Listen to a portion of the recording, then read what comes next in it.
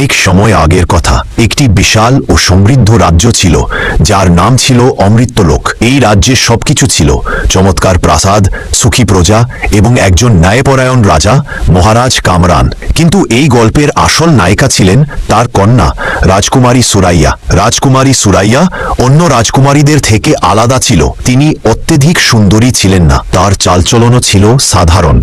কিন্তু যে জিনিস তাকে সবচেয়ে আলাদা করত তা ছিল তার ভারী শরীর। সুরাইয়া জন্ম থেকেই খুব মোটা ছিল। তাকে দেখে অনেকে অবাক হয়ে যেত যে রাজপরিবারে এমন ভারী শরীরের মেয়ে কিভাবে জন্মালো। কিন্তু মহারাজ কামরান এবং রানী মোবাশ্বিরা তাদের মেয়েকে খুব ভালোবাসতেন। তবে সুরাইয়ার মোটা শরীরের একটি বড় কারণ ছিল, একটি রহস্যময় অভিশাপ।